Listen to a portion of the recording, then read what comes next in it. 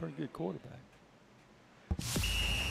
Welcome to the Goatee Sports Page. Coming to you live from the Blue Tick Tavern in Maryville at 105.1 FM. Streaming live on Facebook, YouTube, and Twitch.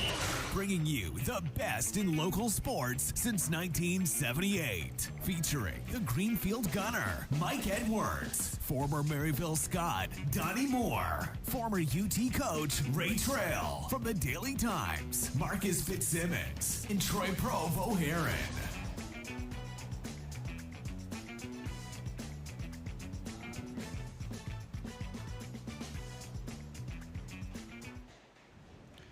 Hello, everybody, and greetings from the Blue Tick Tavern in downtown Maryville. I'm Mike Edwards, the Greenfield Gunner, along with Troy Provo Heron, and Donnie Moore, and Marcus Fitzsimmons, and Coach Ray Trail, and this is the Goatee Sports Page. The Tennessee Vols soar to number 4 in the college basketball polls, and we're going to the whistle blows. And now let's set today's lineup card, sponsored by Blunt Partnership. It's the University of Tennessee Sports Report, sponsored by the Cherokee Group and the Klein Dental Arts SEC Notebook, with volunteer football coaching legend Ray Trail, Daily Times sports editor Troy Provo Heron, and veteran sports writer Marcus Fitzsimmons. Today we'll discuss the Vols' number 4 ranking in the latest college basketball polls and set the stage for today's SEC Big 12 Conference Challenge games. We'll be in the lineup recapping high school basketball scores from around the area, and then Mark It Down with Marcus Fitzsimmons, sponsored by Mandy B. Street Realty, features Alcoa Tornado Boys basketball. The Anderson Lumber Company High School Player of the Week segment will be on the docket, as Maryville High School Wrestling will be in the lineup. The panel will discuss sports headlines from around the country before the Tennessee Smoky Spotlight shines on Lady Vol basketball. And finally, the panel gives their shelter insurance bowl predictions for the week. And now it's time for the UT Sports Report, sponsored by the Cherokee Group and the Klein Dental Arts SEC Notebook, featuring former UT assistant football coach Ray Trail and veteran sports writer Marcus Fitzsimmons. Good morning to both of you, and we need to tell our listeners that Donnie Moore, a little bit under the weather, Marcus, so we'll look forward to him getting well and being back with us next week. Yeah, I thought you locked him in the house this morning because he was calling for help at some point last night that you wouldn't let him out or locked him in the barn, something like that. Yeah, well, I was trying to figure out if we could get into the room up here to get our equipment.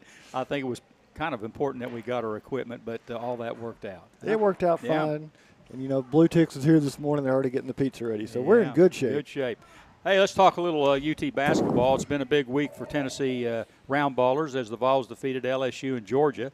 I don't think any of these two wins were a surprise, but the Vols jumping from number 9 to number 4 in the national polls, that's another story.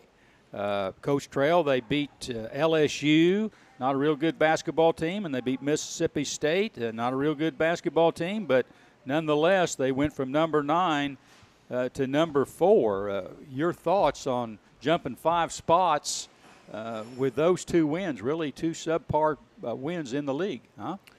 Well, I tell you what, when Kansas gets beat 30 points by somebody that's not even ranked, there's a lot of things happening in basketball that you don't see very often. Yeah. And dominant teams are scarce, really. You go through the thing, there's a lot of middle of the road teams.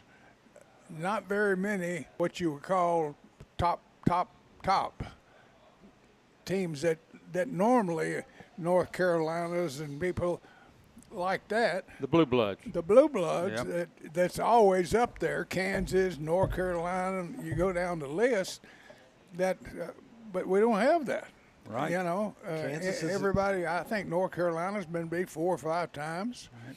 And Duke's had their trouble. And Duke's Kansas is the only one that's actually a blue blood right now. Right. I think Duke's just And they're 18 or 19 in there. They're on a 3-game skid, aren't they? They're on a skid. 2 or 3 game skid, and they got to go to Kentucky today to play up in Lexington. But Tennessee's Kentucky team playing really well right now. Tennessee's the beneficiary because you have that upset, you have another upset, and Tennessee, which had dropped from 4 to 9 the week before, goes from 9 back up to 4 because of what happens just in the chaos of playing in the middle of the conference schedule. Houston lost.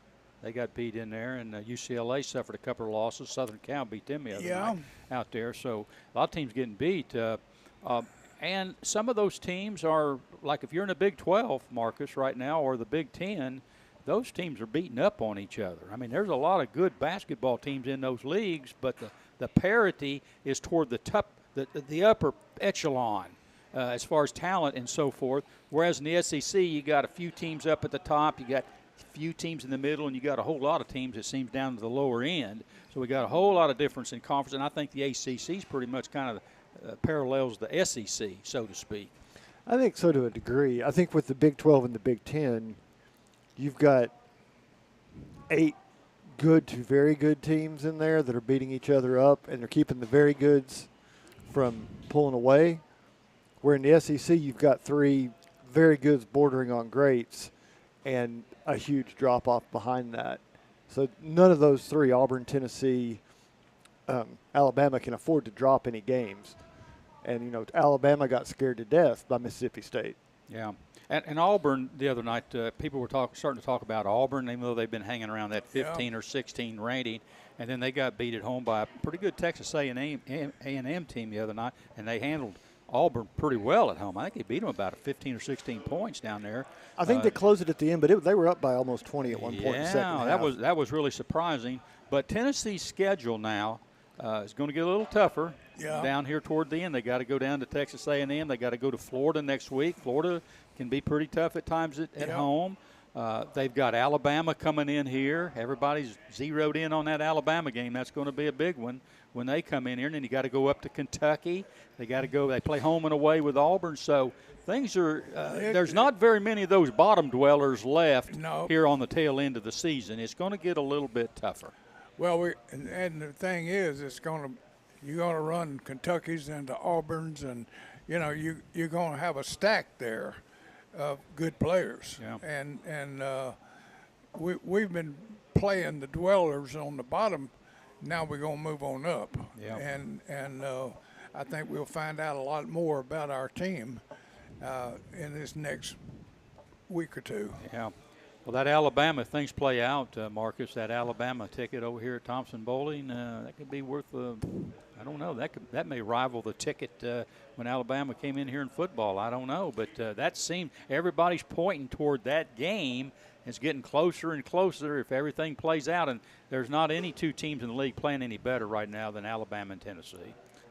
I think today would, depending on what happens in the challenge today, that could, if both teams were to win, and I think Alabama and Tennessee could both be 2 of the SEC's wins today.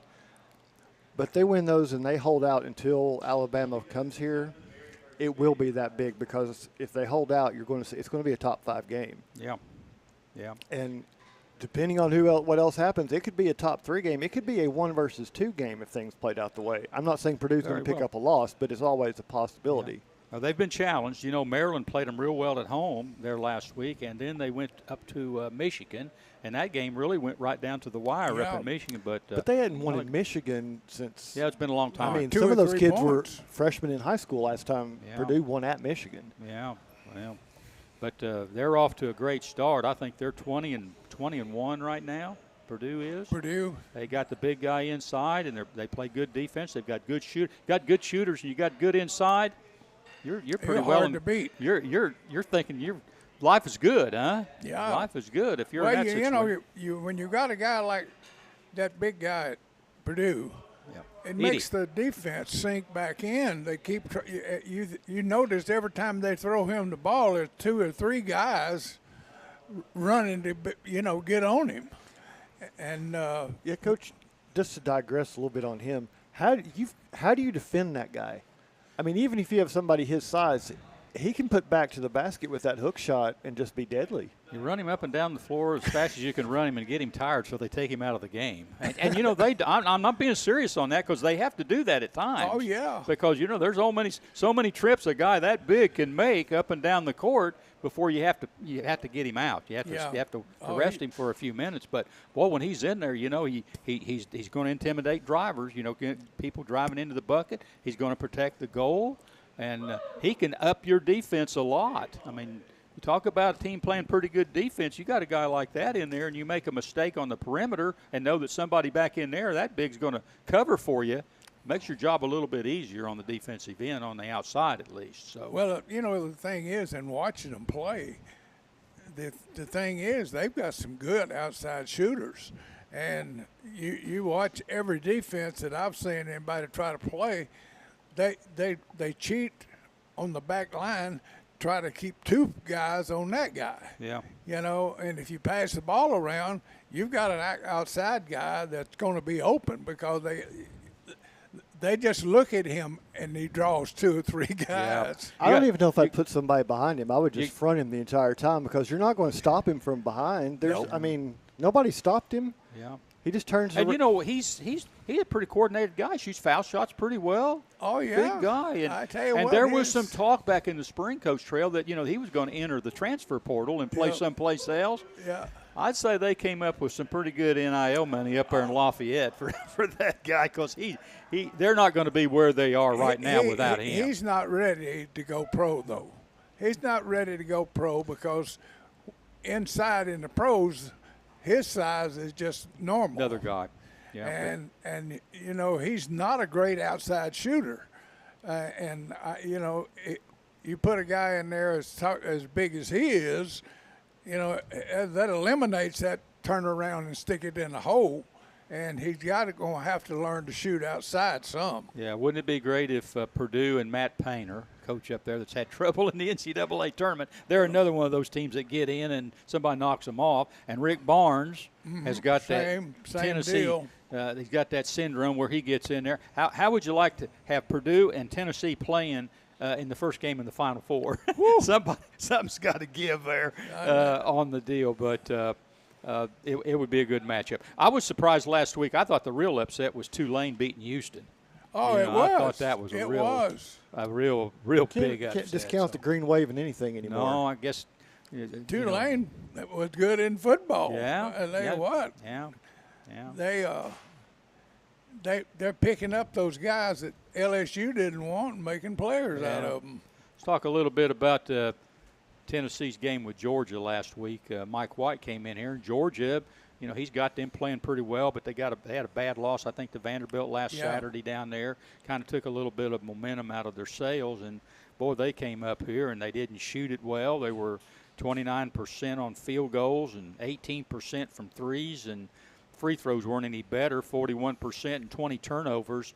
That's about as bad as it gets, isn't it, Marcus? Pretty much. I kept trying to figure out if Georgia was that bad. I mean, Tennessee's defense was good, and they were playing good defensively, but, wow, Georgia just did not look like the team that we've seen. They've had some good moments this year, but you couldn't have told that from that game. Yeah, I was thinking going into the game, I thought, well, he's got them playing pretty well. I've seen them play 3 or 4 times, and most of their games are pretty close. And they took away the main scorer, and Georgia didn't have any answer. Yeah, and Tennessee's favored by 16.5 points, and I'm going, well, this could be interesting. See what happens here. Well, that game was over before they even got to the first turn, huh? Pretty much. And listen. It was primarily, it was all Tennessee's defense. I'm just going to be honest with you because, Tennessee did not play real well offensively. They were 26 for 62 from the field for 41%, 6 for 21, 28% from threes, and they were 12 for 19 at the free throw line for 63.2%. But the difference was, a lot of the difference outside the defense was Tennessee only had 9 turnovers and Georgia had 20. So that's the biggest difference right there. Yeah. That gives you more shots and more chances. Yeah. Well, as we talked about, those games with those opponents are just our history because Tennessee's got Texas today, and they got to go down to Florida, and Florida can be a little aggravating at home. Yeah, that old big boy inside. Castleton, that bunch, and then they got Auburn here next Saturday. And Vanderbilt at times has shown that they can play well. You got to go over there to play. Missouri, they got them a win down at Ole Miss, and they've got a good record, and they can play you. And then you got Alabama and Kentucky and Texas A&M, to kind of their away. Again, I got 4 home and 4 away, but as you can see, there's not any of those lower echelon Right. SEC teams left on there. So they got some work cut out for them. Yep. Marcus, let's talk a little bit about Tennessee because everybody's fired up about, Alabama coming in here and possibly us going to number one in the country. I don't know if that's a good thing or a bad thing because it seems like every time we touch number one, we don't stay there very long. But we're up there. How important is it for Tennessee to get a number one seed in this tournament this year? And I say that because there's a lot of parity in college basketball. Is it a big deal? Do you think it's as big a deal as it's been in the past to get a number one seed or not? I don't think there's necessarily that big a benefit of being a 1, 2, or 3. There is some, depending on who you play. But you get to the NCAA tournament, you're going to have to play. You're not there. I mean, even when you see some of these 40-point blowouts in the first round, they're still having to play that first half to build that lead. You got some. Even when you've got some of these lower mid-level teams coming in, they're conference champions. They're coming in with 20-something wins. They know how to win a game if you give them half a chance. So you can't just go out there and just pretend you're playing.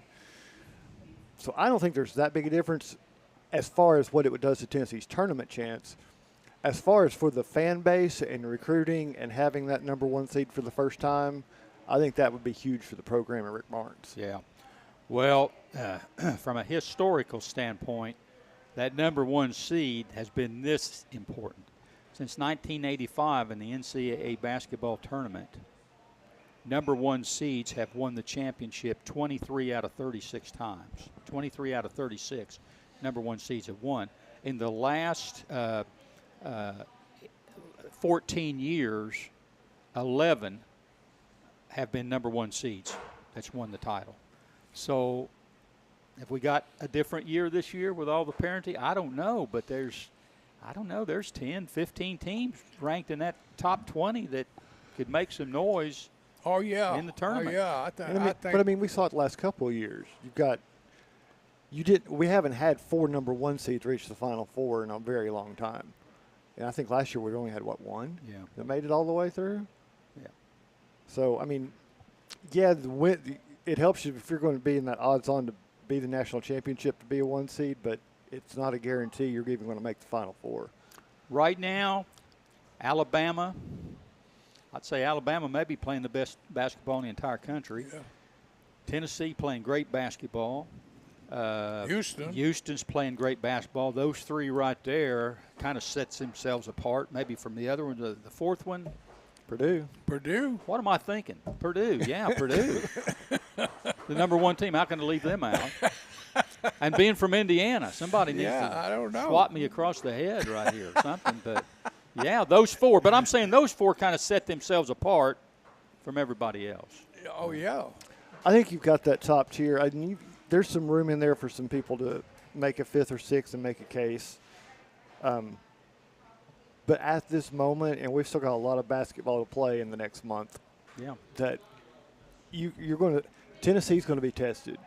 Purdue is going to get tested. Alabama's got some big tests coming up. Alabama's got to play Auburn twice. Yeah.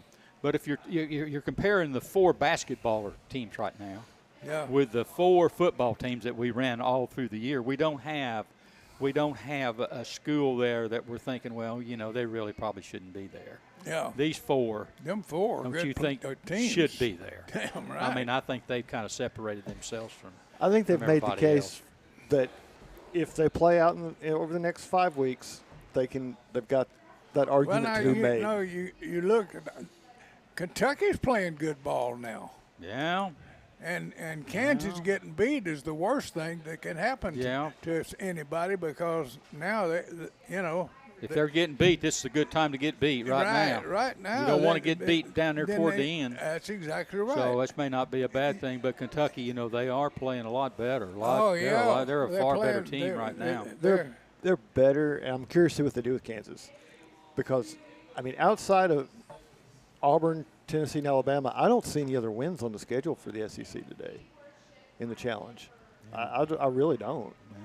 Yeah. There's maybe a close game out there with Missouri, but the rest of them, you're just like Big 12's got the upper hand as anything you look at in every one of these matchups. Well, Tennessee's got number 10 Texas today. I think what's interesting about Texas is they go up and down the court. Yep. And didn't they have a game where somebody scored 116 points on them? I think they did, didn't they? They're a few weeks back they got beat, but they play out there in the Big 12. They played a lot of tough teams, and they're coming in here, and there's a lot at stake. Coach Barnes coached at Texas. I'm sure there's some feelings on his part, and he'll have Tennessee ready to go. But this is a big test, and this is one of those tests that helps your resume as far as brackets and seeding and so forth go. Well, I think it's a resume builder, but I think more importantly, this is a good test. I mean, you want to get that feeling, know how you're going. I mean, this is what we're talking about. Playing somebody like a Middle Tennessee or ETSU or somebody like that at this point in the schedule doesn't really help you. It's just a win. Getting an outside of conference test like this, that's a measuring stick you can take and take that kind of confidence with you a month from now when you go into the tournament. Who beat Kansas the other day so bad? Beat them, I mean, bad. Well, there's been 3 of them, but the one last Saturday? Yeah. I can't think of who it was, but it was it wasn't even a ranked team in any way. And they beat the tar out of Kansas. Kansas couldn't hit nothing. Kansas was struggling. They couldn't hit. They couldn't defend either. They were letting them run right through them. No, it was like they had their second team or third team out there trying to play or what. They just didn't even look like the same team. Texas comes in here 16-3 today, out of probably the toughest conference in America. They beat Tennessee last year down in Austin. So they're coming in here. What do they have to do? What does Texas have to do, Marcus, to win this game? Hold on to the basketball. It's pretty simple. They like to go up and down the court, and they like to go fast. And Tennessee is perfectly happy to pick your pocket and take. Tennessee doesn't gamble. They are just very good about getting into the lanes. Yep. And that's the kind of thing that Texas could have 28 turnovers today and not even have it be in this. Tennessee doesn't like this. This is an up-and-down Texas team. Tennessee doesn't really like to play that type of game. No. They like to come down, set their Set half-course defense up, make you work like the devil, don't give you any transition buckets, and then go back down to the other end when they're playing really good teams and run that shot clock and make you work on defense and then take a shot with about 3 or 4 seconds left on the shot clock. Do you see them doing that today? Now, when they play Georgia or somebody like that, we're up 10-15. Yeah. We'll just go down there and we'll put it up. I don't think they're going to do that today. I think they're going to go back to playing a half-court game. This could be a little ugly. Yeah. This game could be a little ugly, Marcus. Tennessee wouldn't mind ugly. Tennessee's good at ugly. Yeah. I mean, they are. They would, if you gave them their druthers of this being an 80-point game or a 60-point game, they would much rather this be a game in the 60s. Yeah. And they would much rather this be a matter of doing the little things rather than how fast you can get up and down the court. Right. But for Texas, 1, you got to hold on the basketball, but 2, you've got to try to pressure Tennessee. You've got to pick your point. Do you want to go after the guards or do you want to go down low? Pick one and go after them.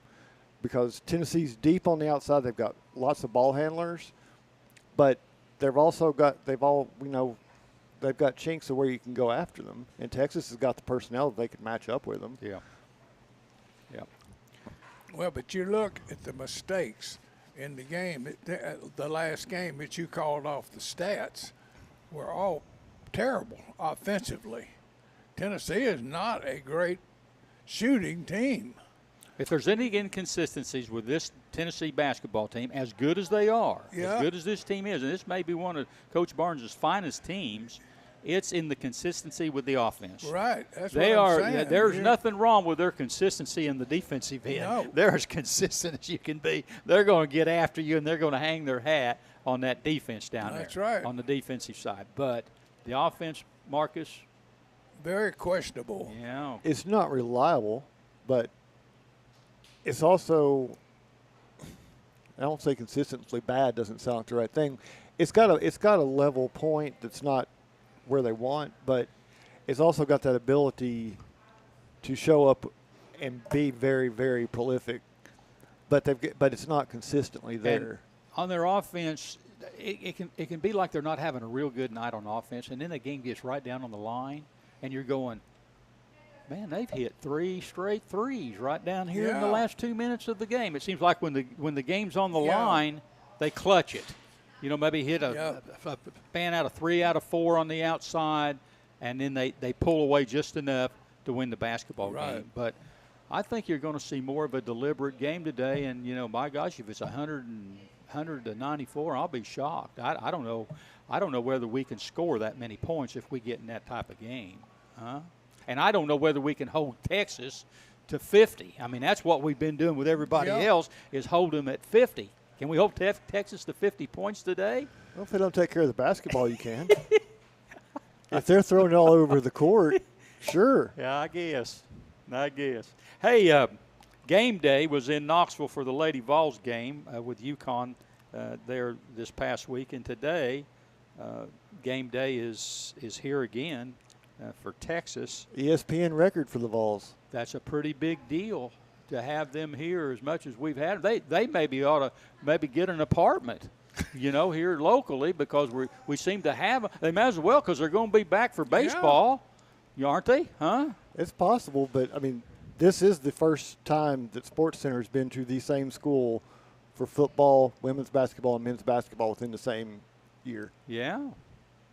We're going School to talk. year. We're going to talk about Danny White here in a few minutes, but I don't know. He might be underpaid for what he's been doing. We may give him the money to the wrong guy. I don't know, but Well, Danny got a raise too now. Yeah, I know he did, but not quite as good as the other guy. Huh? Hey, let's talk about the top game. I don't know how much time we got. How we doing? We got a good 3 minutes before we Okay, got to good. go into a nice little commercial Okay, break good. and start talking local. Okay, Alabama number 2 is going out to Oklahoma.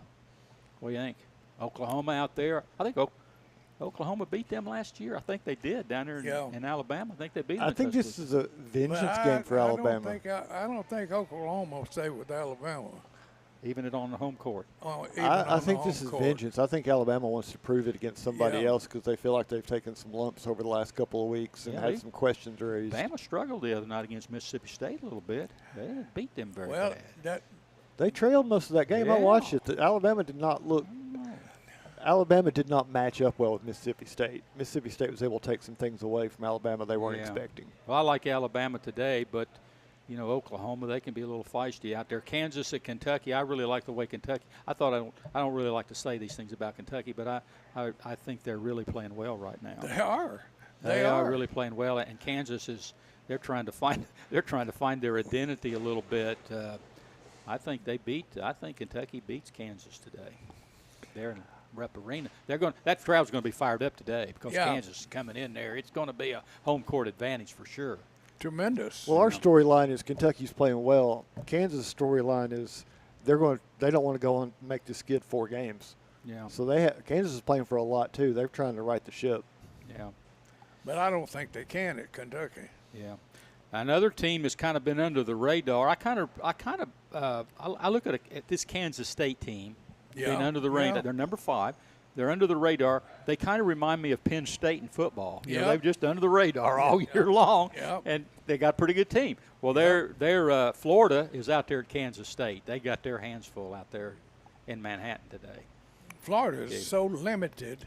They only got the big boy inside, and he can't stay out there the whole game. And when he goes out, they have nobody to defense in the middle. Nobody. Yeah.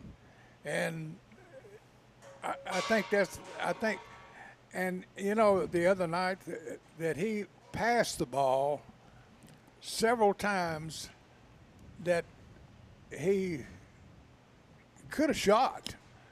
But I mean, I don't know how that is. He trying to be a team player more, or he don't want to shoot, or what? I don't understand it. They pass the ball to him inside, and he pisses it back out. But I mean, he's bigger than the guy inside. Why would he not shoot? Yeah. I don't understand that. I mean, when you put him out there, I put him out there for one thing: rebound and shoot. Yep. Marcus, this is the last year of the SEC Big 12 Challenge. Next year it goes to SEC and ACC Challenge, and so the ACC is a little bit below the Big 12. Is this going to be a good switch for the SEC or not? Well, the ACC's having a down year this year, but those programs are not going to be down for long.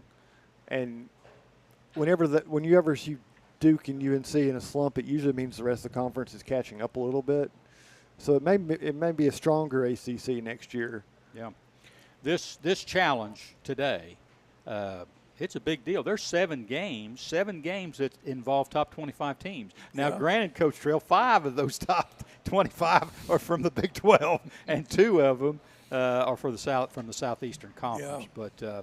But Kentucky right now, I would have to say they're playing as well as anybody in the top 25. I guarantee you they are. Yep. Hey, it's time to turn the page, and next up is the local scoreboard and Mark It Down featuring Marcus Fitzsimmons. You're listening to the Goatee Sports Page, and now stay tuned for the best in local sports.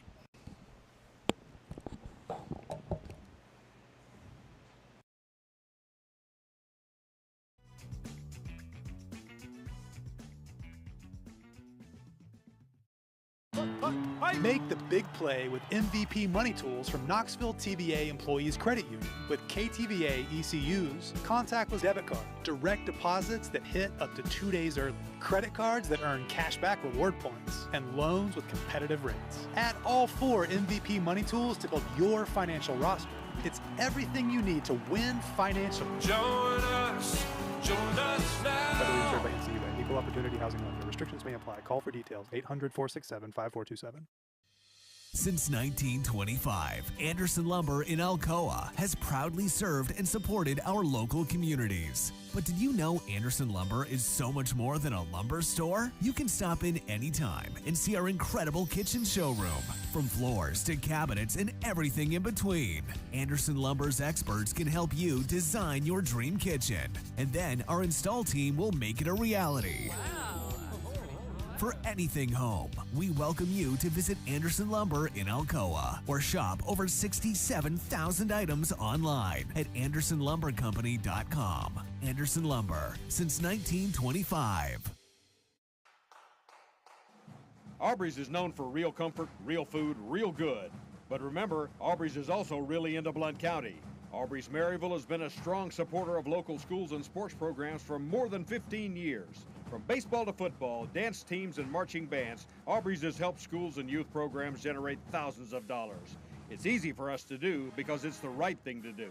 So the next time you're looking to choose a place to eat, we hope you'll choose Aubrey's. Real comfort, real food, real good. See what's on the menu at aubreysrestaurants.com. Merlin's Music World in Maryville is owned and operated by Dylan Davis and has been a fixture in Maryville since 1987. Guitars, amplifiers, lessons, sound system, and video system installations are products available at Merlin's. Merlin's also offers a 24-track digital recording studio featuring audio engineer Rusty Chambers. Visit Merlin's at 1920 East Lamar Alexander Parkway or call 977-0093. We all want our loved ones to be safe. Denso in Maryville is at the forefront of creating technology for safer vehicles. Join the automotive industry with Denso in a fast, challenging, clean, and safe environment. They offer great benefits and competitive pay, as well as a convenient on-site healthcare facility, cafes, fitness center, and more. Start your future now. Entry-level production positions start at $16 an hour for second or third shift. Visit densocareers.com/Maryville to learn more and apply. The Blue Tick Tavern is home to the tastiest pizza in Blount County. Try our signature Broadway barbecue pizza, grilled chicken and red onions covered in mounds of mozzarella. Or sink your teeth into our one-of-a-kind chicken and bacon pizza, made with an olive oil base, grilled chicken, bacon, red onions, and covered in Brussels petals. The Blue Tick Tavern also has salads, sandwiches, and the area's largest beer selection. Regularly recognized as the best pizza in Blount County, it's the Blue Tick Tavern, located at 128 West Broadway in downtown Maryville. Welcome back to the Blue Tick Tavern in downtown Maryville. This is Mike Edwards along with the rest of our broadcast crew, and now it's time for the local scoreboard sponsored by Mandy B. Street Realty. And Marcus, as we said, Donnie Moore's out, so I'm going to give some scores here. And there were some big games last night in high school basketball from around the area. There was a rival game over at Maryville High School where Maryville took on Heritage in the girls' game. Heritage won 65-61. Heritage girls moved to 20-2. Pretty close call over there for Heritage girls last night, huh? Oh, it's a rivalry game, and I think we had Maryville in here last week, and they were talking. It seems like they found that identity they were looking for, and they're beginning to put it together and put it on the court. Yeah. In the boys' game, the Maryville boys beat Heritage 67-39, run their record to 15-8, and that's a split for them this week. I think Bearden. They lost to Bearden earlier in the week, but there's another team, Maryville boys, playing some pretty good basketball. They beat William Blount last Friday night over at William Blount. Let's talk about William Blount. The girls, they were at Hardin Valley. Hardin Valley girls beat William Blount girls last night 50-45. And in the boys' game, oh boy, what a big one here. William Blount 63, Hardin Valley 57. And William Blount goes to 22-4. And that ball game went into overtime. That was a huge game because William Blount fighting there for first place in that district. How does that size up right now, Marcus? Do you know? We've said for years that district, if you can get out of there, that you've got a good chance to make the state tournament. But William Blount's got a huge target on their back. They know it. And the thing they've got going for them is they are so tough in overtime. I think this is their fourth or fifth overtime game this year, and they've only lost one of those. Yeah. And that was to a team that is also in the top 5 of the state ranking. So, you can take that for what it's worth. I mean, that was a game that could have gone either way as well. And that was a revenge win because Hardin Valley beat William Blount in the first meeting. Hardin Valley's 19-6, so excellent basketball team that they beat last night. Over at Alcoa took on Union County in the boys and the girls game. In the girls game, Alcoa girls 71 and Union County 28. No problem there. Alcoa girls moved to 22-2, and in the boys game, Alcoa boys 67, Union County 60, and the Alcoa boys moved to 16-7. And right now, when you're looking at Alcoa girls record-wise, and the William Blount boys, pretty much the top two teams in Blount County right now. When you say, Marcus, without doubt. I think record-wise, they've definitely separated themselves, and you can harken back to a day where we were talking about, a Porter or a Wallen girls teams, and then having a very good Alcoa boys team that was getting state attention. And it's very similar to that. And we've also got some other strong programs that are positioned to make some noise when we get into the tournament, which is only a couple weeks away. Yeah. Greenback and Oakdale got together last night in the girls' game. Oakdale defeated Greenback 49-44, and that game went to overtime. And in the boys' game, the Greenback boys evened their record at 11-11 last night. They beat Oakdale 77-63. And Seymour, Carter came calling, and Seymour in the girls' game handled the Carter girls without any trouble, 59-20. Seymour girls ran their record of 17-8 last night. In the boys' contest, it was all Carter, 74-44. They're 16-7 now on the year. Seymour boys 2-22, and usually that Seymour boys program over there has been a pretty good program in the past, but they're struggling right now, Mark. Coach Mobley's rebuilding that team, and I think they've got the spirit, but they've got a lot of work to do on the execution, and he came in late for that transition, so there was some work to do there. Yeah. For the girls' side, that was a big win for them because, midweek they went up and lost a tough game at Gatlinburg-Pittman, which was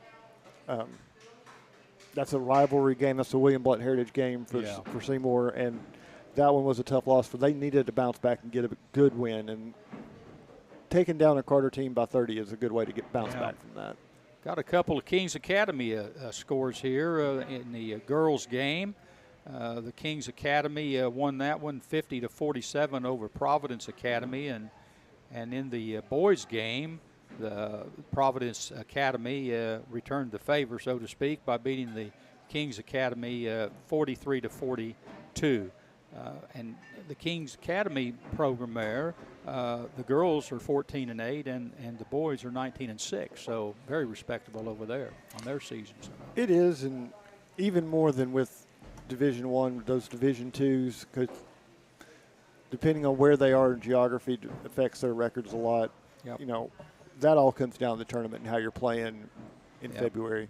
I know that Maryville Wrestling had a big week, and we're going to talk about that later on the show. So I'll hold that off to when they come in and discuss that. But they had a great week. I think Science Hill come in, they defeated them, but we'll have more on that. We got Alcoa boys in here this morning, and they had, as we said, had a big win over Union County last night. And I think the great thing about that game is they didn't have to make that trip last night to Union County. Well, these guys have already made that trip, Yeah. and I'm pretty sure they were glad not to have to make that bus ride again. Yeah, well, but a big win for them. So it's all yours, Marcus. Yeah, we're pleased to have the Tornadoes back in the house and joining us again. And Mike, here's the thing you may not have realized is that we had them on about 2 weeks ago. They haven't lost since then. They're on an 8-game win streak after last night. I was looking at the schedule and it kind of popped out. I was like, wow, these guys haven't lost since January 3rd. Yeah. I mean, got almost a full month. So let me start off. We got Eli and Jovin with us. Did you all realize you were on that streak? I mean, have you all been counting, or did it just kind of sneak up on you that you're all putting together a good run here? I mean, we've been I wouldn't say we've been counting, but it did sneak up on us. But when we hit like game 6, it was like, yeah, we on a little streak now. So last night, this was a Union County team that you all beat pretty soundly up at their place a couple weeks ago. This one was a little bit closer. Looking at the box score, the scoring line looks a lot longer than normal too. So it feels like y'all got some players in there, but this game y'all never really separated last night. Is that kind of how it went? Yeah, they shot the ball really well. They got some real shooters on their team, and we kind of got up by like 13 or 15 in the fourth quarter, and they just kind of kept fighting and tried to claw their way back in. But I think we did a good job of not letting them get all the way back in the game.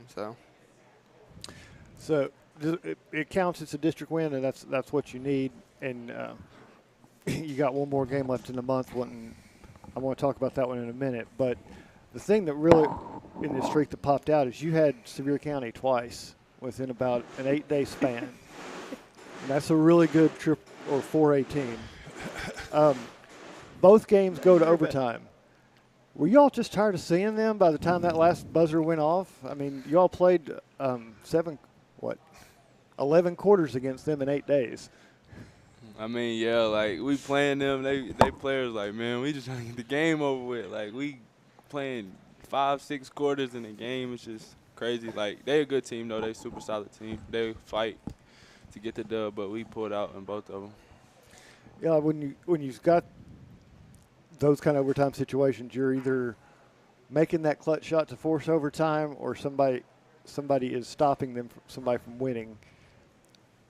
Do you enjoy getting those moments and getting them under your belt when you put in those clutch situations? Does this team respond to that? Yeah, it definitely feels good when you play a long game and it comes out on your side. You don't ever want to be the team that fights that hard and then you don't get any like prize from it or whatever. You don't get the dub, but yeah.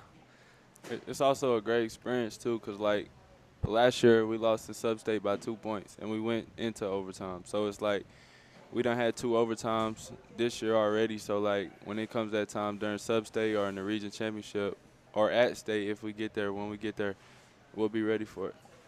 Were those in those 2 games, were those situations where you all were getting a bucket to tie it, or were you all trying to stop them from going ahead? Well, the first overtime, I think they went up like 4, so then we were like forcing the score, and then the second overtime it went our way, and we were up most of the time, and then just had to get stops and hold the ball and shoot free throws. How does Coach respond to those moments? I mean, he's an intense guy. He's a tense coach. Is he somebody who's going to draw it up and tell you exactly what he wants, or is he going to give you some basics of this is what to look for? I think he trusts the players. He's gonna like tell you what to do and stuff, but he's gonna let you make your own play, and he doesn't want you to be a robot or anything. He wants you to go out there and make a play and just win the game. And y'all talked about last time you were here about the defense and ability to lock down at times. How you got 2 weeks basically left to play? What is this defense relying on at this moment? Is it ability to get turnovers, or is it the ability just to get stops? What are you all kind of focusing on at this point defensively? We actually haven't been really good defensively in the past couple games, but I said we really need to focus on just getting stops. Really, just when we get the stop, get the rebound. Like, because it's a lot of times we play D, get the stop, but we don't get the rebound. So, like, just getting the stop and boxing out is really what we need to focus on. Well, Coach Edwards will tell you that one. If he want getting the stop and letting him just put it back in on the second chance isn't going to help. Isn't going to get you ahead by much. So, guys, we'll take that peek ahead. And I know if I ask more than one game ahead, y'all are going to give me the line that next game is the most important game. So I'm not going to go too far. But you got a Pigeon Forge team that's a district game. And then next Friday, which I know you're not looking past Pigeon Forge, but it's that rematch with Gatlinburg-Pittman. And that's a huge one for you guys. It's a huge in the district, and a lot of rivalry and a lot of emotion goes into that one. You got the win last night, but how do you keep focused on Pigeon Forge this week? How do you stay focused on Tuesday rather than Friday? We got to just come into practice Monday with a mindset of game planning for Pigeon Forge and getting ready for that game. And after that, after the Pigeon Forge game, move on to just take it game by game and day by day, stuff like that. But in the back of your mind, you're going to be thinking, we ready. Yeah, we want GP. Okay. And when on the back half of the schedule, because you're in the back half of the district schedule, you've seen everybody already. Mm-hmm. They've seen you. What's the difference that second time around? Are there things you're trying to do differently, or are there things you're just trying to do better than you did the first time you saw them? I really feel like when it get this late in the season, like, I mean, all the coaches, we done played each other. They done watch film. So, like, everybody really know all the sets and stuff. So, it's really just who play the hardest, who going to want the victory more than the other team. That's what I feel like the postseason really is about. All right. So, we'll leave the GP. We're just going to say we wish you the best for that one. You really get into February to close out this thing. You got one district game in the last 2 weeks. But you've got Oak Ridge, Maryville, and Bearden in there. Two of those are ranked teams. One of them's getting votes. They're not in your classification. How big are those games for you guys? Is that when you get to them, are those just rival? Is it Maryville just a rivalry game, or is it you're trying to prove something with these last three big games against larger teams? We're definitely trying to prove that we can play with anyone in the state. I mean, right now on our win streak, I feel like we can really play with anyone right now. And Maryville's definitely, that's a game we want. We definitely want a revenge on that game from early in the season. And all three of those teams have beat us early in the season, so I think we're a better team now and we can beat all three of them. All right, so I'll close out with this one a little bit, but like I said, the box score last night's really long. Lots of people scoring for you. Job, we know you're one of the people they're going to look to get some points if you need it. Who else on this team? Like if they double team you, who's the next scorer up for this team? Eli, Brady Hahn, Jabril Coco, Eli Owens, like really everybody that's on the floor. Really, they can get a bucket when we need it. So this team is basically a score by the opportunity. Is that? Yeah, because yesterday Union County went zone, and I was in the high-low position, and they were pinching the middle. So if I kick out to the shooters, they were knocking shots down. And you all seem to distribute it fairly well in those positions. Like you're looking for each other, not overpassing yet, but doing a good job sharing. Is that fair to say? Yeah, definitely. All right. Well, guys, we appreciate you coming this morning talking about it. And congratulations. 8 games win streaks do not come along very often, so best of luck, and I hope we haven't cursed anything by talking about it in here on the air. We'll hope it's still intact this time next week, and wish you all the best of luck. And, again, thanks for coming in on Saturday morning and visiting with us, guys. Thank you. Mike, let's go ahead and turn the page. Okay, Marcus, thanks a lot. We'll take a time out here, and when we return, the Anderson Lumber Company Player of the Week segment will be up. You're listening to the Goatee Sports Page, Blount County Sports Voice, and now stay tuned for the best in local sports. Roger L. Newman Company began in 1984 with a vision of providing Blount County with excellent heating and cooling service. Mr. Newman also wanted a real business. No gimmicks and no high-pressure sales. They just fix it or replace it. They want to stay within your budget and make you comfortable. Their motto still stands true today. Call us first, we'll be there. Call Roger L. Newman Company at 982-5446 or visit online at rogerlnewman.com. Cooler temperatures are approaching. Upgrade your furnace now for as little as $50 a month. Your newspaper? That's right. The Daily Times is your newspaper, tailored to where you live, emphasizing the things that affect you and keeping track of the people and players in our community. The award-winning Daily Times can be delivered each morning right to your door or inbox with the latest in local news and sports. For a 30-day free trial offer, call 981-1100 and begin enjoying your life, your times, every day with the Daily Times. Dunkin' has what you need to conquer the day. So if you want to go from, I don't got this, to, I got this, well, then get this. A bold, smooth espresso drink from Dunkin'. Like a layered velvety caramel macchiato, a rich chocolatey mocha latte, or a creamy non-dairy oat milk latte. Because this day isn't going to conquer itself. No, you're going to do that. Take a sip of You Got This with Dunkin' Espresso drinks. Order ahead on the app plus earn rewards. America runs on Dunkin'.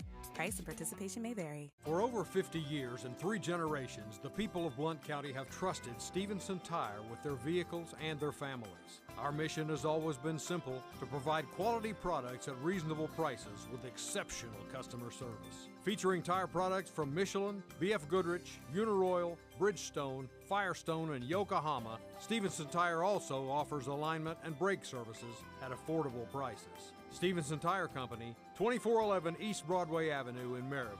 Call 983-1621 or online at stevensontire.net. Waters Equipment is your East Tennessee New Holland agriculture and construction dealer.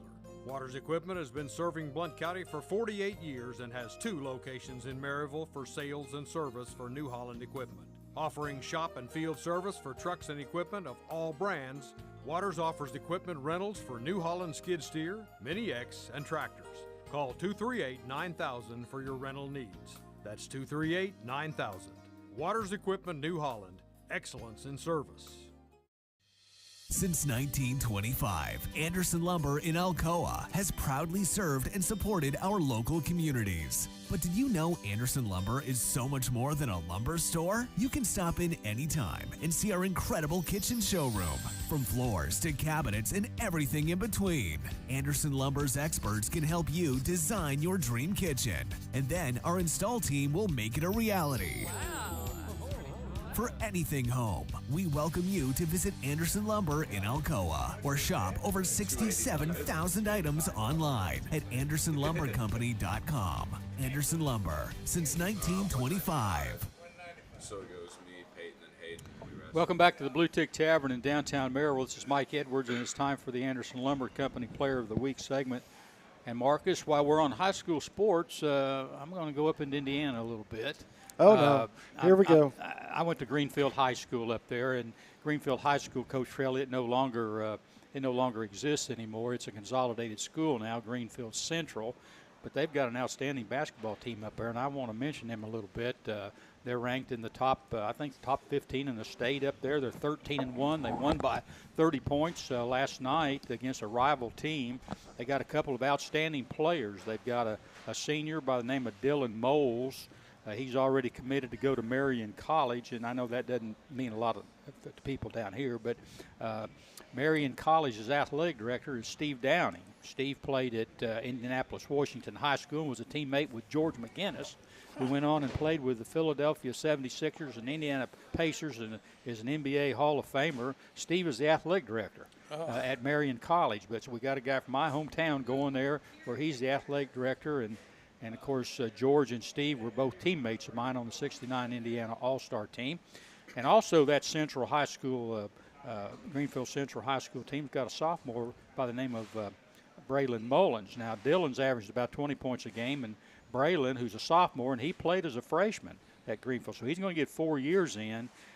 He got 31 last night in their ball game against Pendleton Heights, and he's averaging right at 20. And I know that Purdue is right now looking at him. So he's a major college player. I think that the next 2 years you're going to see him on the major college level, and of course he's going to get a lot of pressure to stay in state up there. We'll see what happens, but good things happen where I grew up. Proud of it, so I didn't want to bring it up this morning. So anyway, it's all yours, Marcus. Let's talk some wrestling. Well, we've got the people to talk wrestling this morning. Maryville Wrestling is joining us this morning.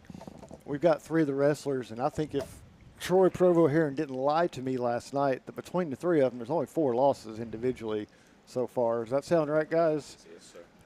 All right, go ahead and put your headphones on, and let's get going this morning.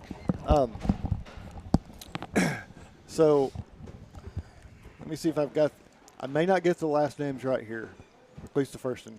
Thomas Stadell? Stottle, thank you. Peyton Cooper? Yes, sir.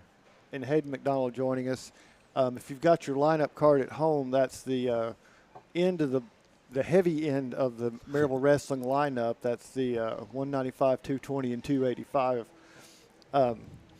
Guys coming off of a big win at the sectional, 42-25 over Science Hill.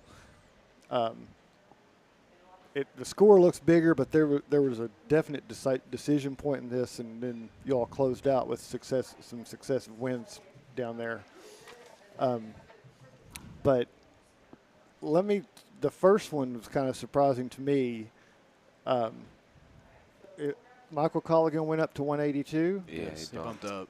And got a big win there to get you all started on 9-4 decision. How hard is that for somebody to bulk up and go up from that, go over that line and get ready for that? Well, we knew that the 82 was a lot better than the 70, and our 70 is not the best. You know, he's a beginner, so we knew that our 70 would win that match against theirs. So we had Michael bump up and just go to town. He's one of the best wrestlers. He's just so aggressive. It's so fun to watch, you know. Yeah, it's difficult to bump up weight. Yeah, especially at heavier weights. Exactly. Because if you're at 20, you only bump up to 26. It's only 6 pounds, but once you get up there. That weight does a lot. Well, it started you off the right way.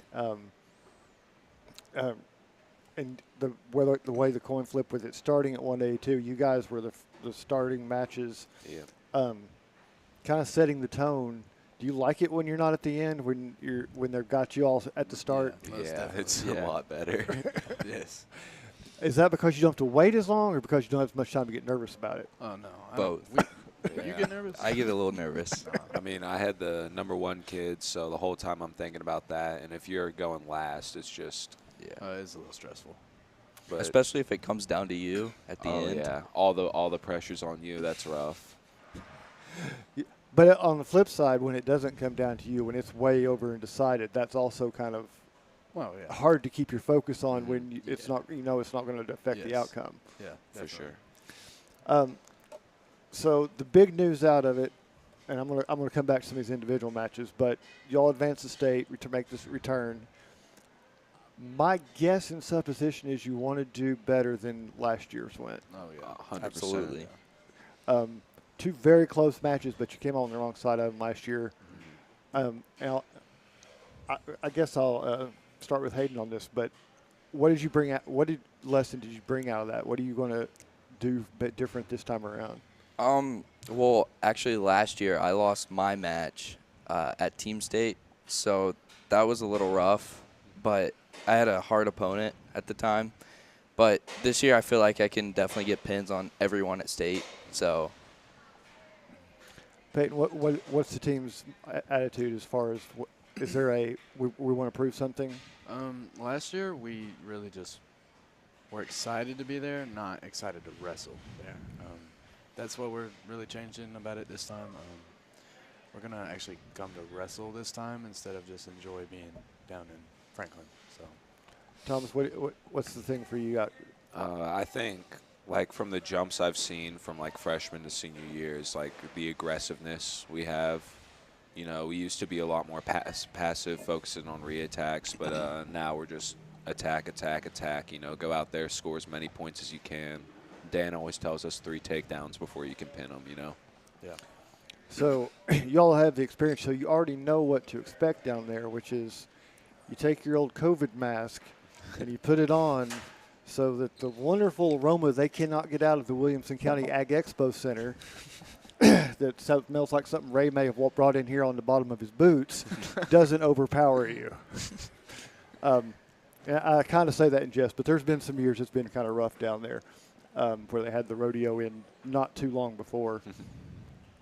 But it's a great trip for you guys, but it's also a packed schedule when you get down there. I mean, if you don't wrestle well, you can be done by lunchtime sort of thing. Yeah, that's rough.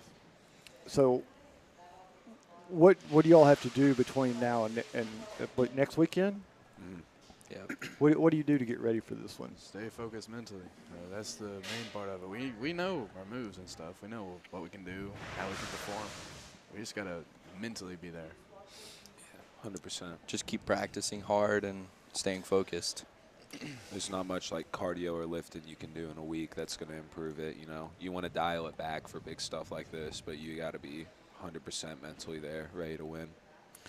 And is there like a group text going on as to what y'all do for during the week? Because there's not a lot of ways to burn off any nervous energy or, like you said, get anything you can work on, really. Yeah.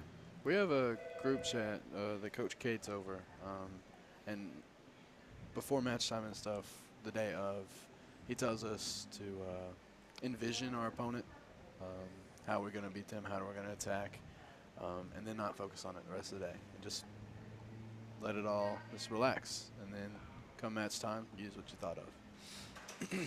All right, so let me get some of the highlights from sectional.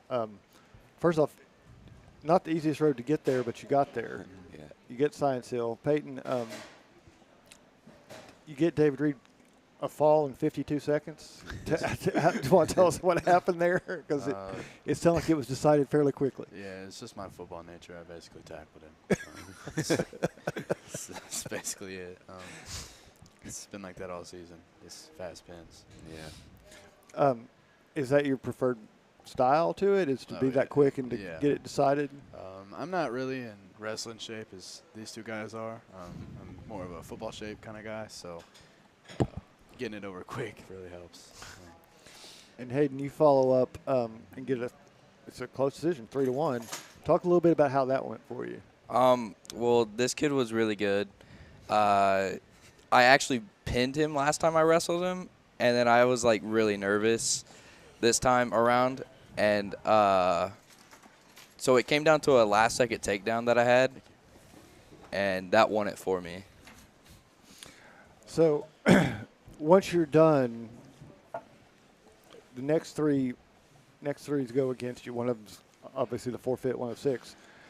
Do you have the nerves watching that? Like at that point, the scoreboard's going to look fairly close. Yeah.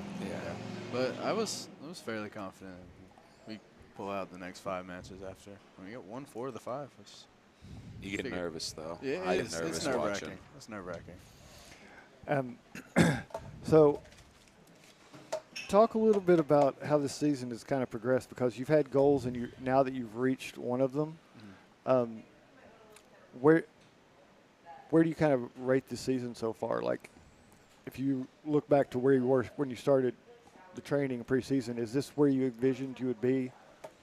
I'm pretty close, but I mean, I started the season. We had a preseason tournament, and I broke my thumb, so I was out for 6 weeks, and that really messed up my plans. But I was hoping to be number 1 by now, but I'm sitting in number 2, and I'm just hoping I can get 100 wins in my career by the end of the year, you know. Well, if he's good, set lofty goals, I guess you better set them. Peyton, what about for you? What's the progression been like for you this season? What have you seen develop that you wanted to get done? Well, I reached my goal of 100 wins. I've already hit that this year. I've beat the number 1 kid in the state, actually, twice now. And so I've reached almost all my goals this year.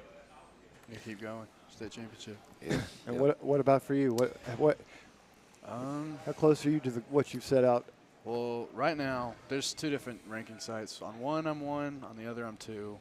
I'm undefeated, so I want to stay undefeated. I want to reach 100 wins. I'm 12 off right now, which I should do that easily. Yep. And then ultimately, I want to win the state championship. That's what I want to do. So, and this is the part that people get confused about with wrestling. This is team championships.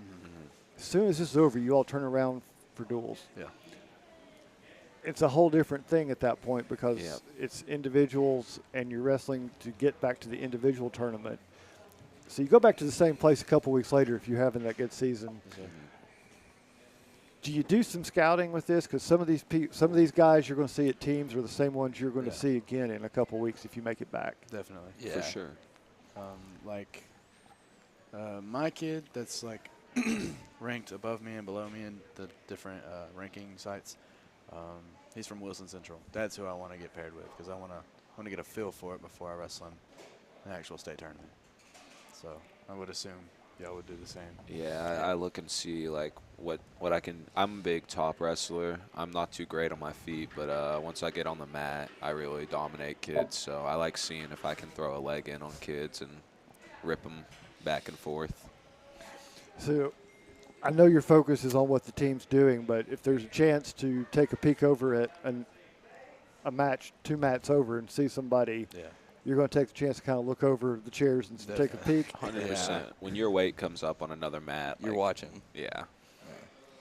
So even and that's allowed. I mean, it's like some sports you're not supposed to look away. Like I don't think you're allowed to like go over and watch, but you can do it from where you're at. All right.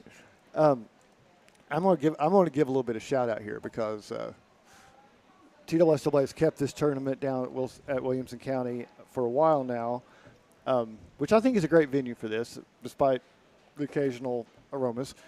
But since that tournament's been down there, the first year we went down there to cover it, the only thing on that exit was a truck stop and the Ag Expo Center. There was nothing else there. The kids were having to stay up in Cool Springs and having to drive 15 miles down there. I mean, it was not a great venue. At this point, there is shopping, there is food, there are hotels. That whole exit is built up around the Expo Center. It's a great place to stay. I'm just going to give a shout out that it's a much better venue now than it used to be. So anybody from Blount County going down there to follow the Rebels, take advantage of that. Because you can actually eat at that exit now, which wasn't a given 10 years ago. Guys, let me ask you, close out with this, but wrestling's an individual sport. It's also a team sport, but besides coach, there's a lot of stuff that goes on to get home meets ready and get stuff together. And even when you're starting out, there's parents giving you your rides to practices, things like that. If you've got some shout-outs, let me go ahead and let you go around if you got a shout-outs to give. Michael Colligan and his dad have been helping me ever since I was a little kid, We've been wrestling partners for 6 years, We'd go to tournaments all over the country, just driving together. And he's one of the biggest people to, pull me into the sport. Peyton, any shout-outs? I got to go Coach Dan. He's really pushed me this year. And, Coach Dan. Mine would be my parents, my mom and dad. For the sole fact that I almost didn't wrestle this year because I wanted to focus on college football, and they really pushed me for it. So it's been a blessing. That's what I want to do. And it's worked out pretty well so far. Oh, yeah, definitely. I got 2 more. Colby Sinclair. I forgot about him, but he made me take that extra jump. And then Jason Hughes get me into college wrestling, so that's pretty cool. Well, guys, we wish you all the best of luck. Like I said, take your COVID mask, be ready to nose up and deal with it. And we're going to try to follow you on the live stream and see how you're doing next Saturday. Sir. Thank you. Thank you. All right, guys, appreciate it. Thank you very much. Have a great day. Appreciate it. Mike, you go ahead and turn the page. Okay, Mark, it's time for a break. And when we return, it's sports headlines in the Tennessee Smoky Spotlight. You're listening to the Goatee Sports page, and now stay tuned for the best in local sports. Like that one of these days, see if you. Aubrey's is known for real comfort, real food, real good. But remember, Aubrey's is also really into Blount County. Aubrey's Maryville has been a strong supporter of local schools and sports programs for more than 15 years. From baseball to football, dance teams, and marching bands, Aubrey's has helped schools and youth programs generate thousands of dollars. It's easy for us to do because it's the right thing to do.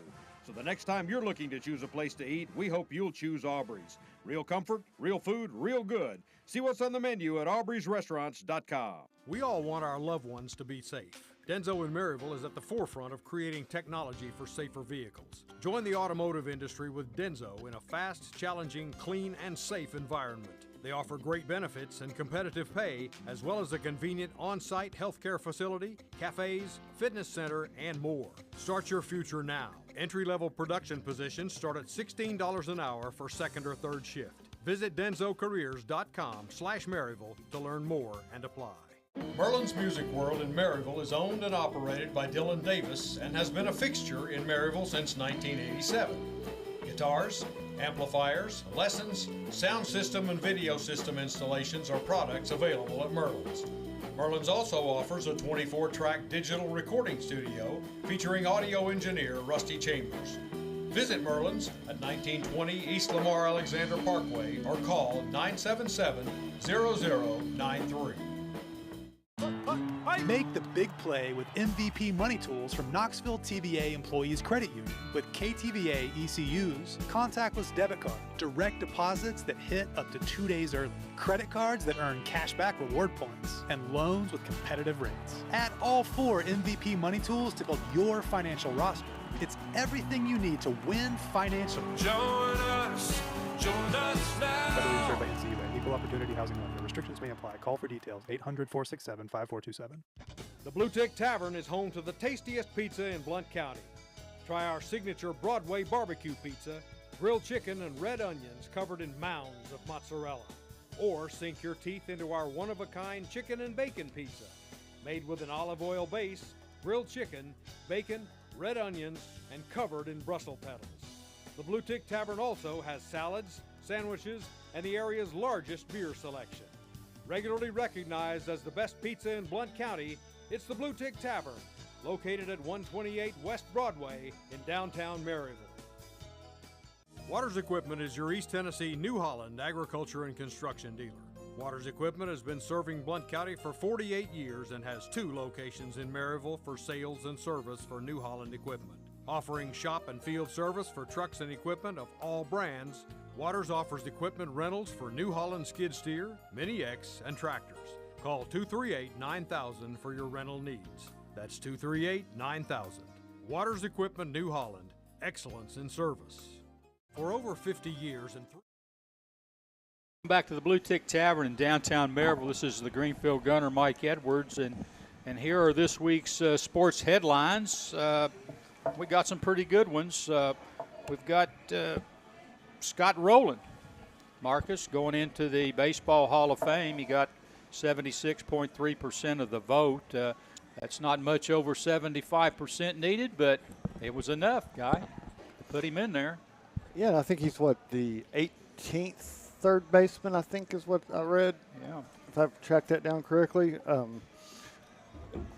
One of the positions that doesn't necessarily get in as much as some of the others.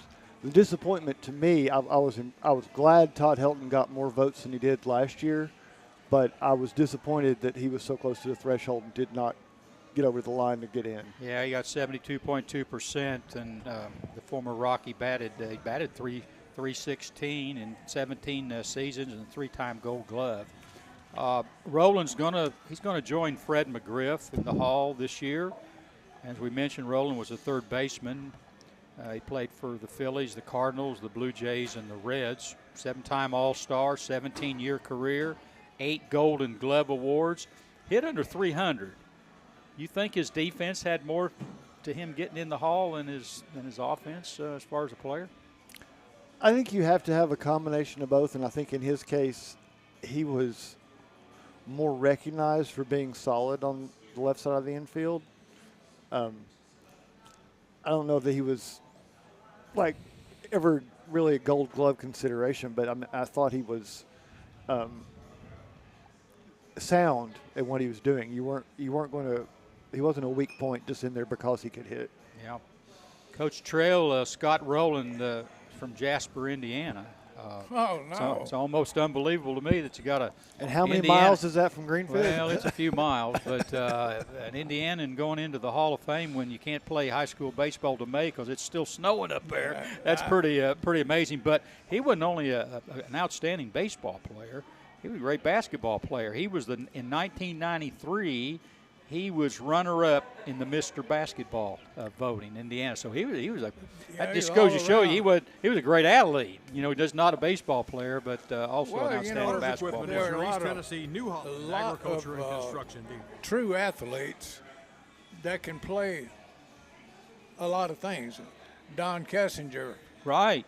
Perfect example. Yeah. Don Kessinger in my high school was a great quarterback.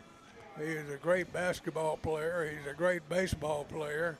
And, you know, he was just an all-around, went to Ole Miss and was all-conference down there and coached down there for several years. And played a lot of years with the Chicago Cubs. Yeah, I mean. Second base, I believe. He played second base. Yeah, he was second base. Yeah. But he was his daddy owned the grocery store. You could go down there and find him any day laying on the cooler. Yeah. And that was, if you wanted Donnie to go play, he didn't want to play. He would not go play with you. Yeah. I mean, he played everything, but he was one of those guys that you never asked to go, let's go pitch a ball or let's do something. I ain't doing that. You know, he was just a great athlete. I saw him score 28 points in one high school quarter in basketball. Yeah. He was just, you know, guys like that are just naturals. Right. You know, and you don't have to be at a big school to do that. Yeah. Longtime college basketball announcer Billy Packer passed away this past week. He was 82 years old and worked a lot of Final Fours. In fact, he called 34 straight NCAA basketball Final Fours, and I don't think there was a better broadcasting crew than Billy Packer, Al McGuire, and Dick Enberg for the Final Four. Those guys that's cream of the crop right there. Well, they were absolutely scholars of the game, too. You know, it wasn't like you pick up somebody else and stick them in there and he's an announcer. Yeah. These guys knew the game. They knew the game.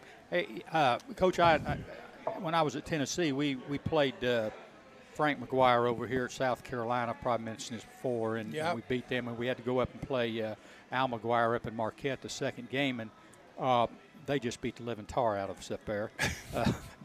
But anyhow, they pressed us. Yeah. And unfortunately, I was taking the ball out of bounds.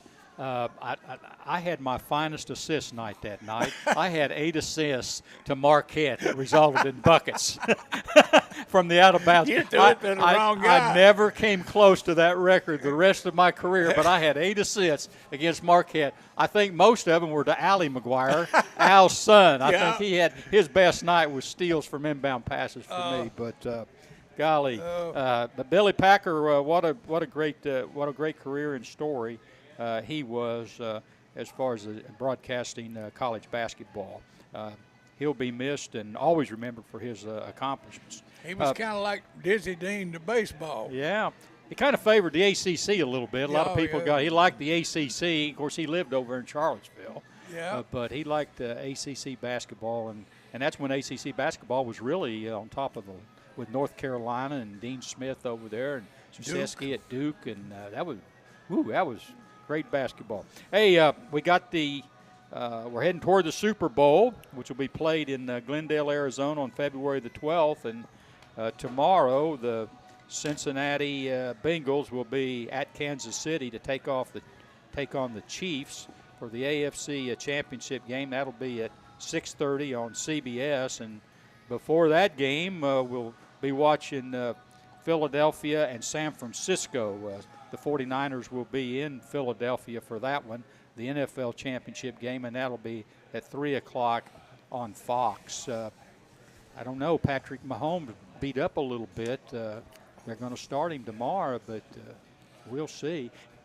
Beat up a little bit or not, he's still pretty darn good. Oh, yeah. Oh, yeah. I think he's the best quarterback in the NFL, I don't think there's any doubt about it. Unbelievable player, but he is fighting some injury. You know, they're really being very evasive on this, and by saying he's going to play. How long is he going to play? How? You know, and who are you working if he doesn't play? And how mobile is he going to be? Yeah, and you can't take a chance on him running too much because, I mean, you know, one tackle and he could be out. I don't know if as established as that coaching is in Kansas City, I don't know that they're in the position to tell Patrick Mahomes not to run. I don't think you can convince him not to run. He's going to play his game until he can't. Well, you know now. I don't think he'd tell him not to run, but I think he's not going to take on blockers. I mean, tacklers down there or what. He may run and slide or get down on the ground, but I don't think they'll take a chance. I don't know who the second team quarterback is. Yeah. Who would they put in? I wish I knew his name, but all he did was come in last week and take him on the longest scoring drive in Kansas City Chiefs history in the postseason, 99 yards. I'm disappointed in myself. I didn't pay attention to the kid's name, but he comes in and you've got Mahomes going to the locker room, you've got the fans all silent, and he took the team down the field 99 yards. I mean, I think old Andy Reid is playing both sides of the ball here, and he wants you to get ready for Mahomes. But then if he plays the other guy, you ain't ready for him.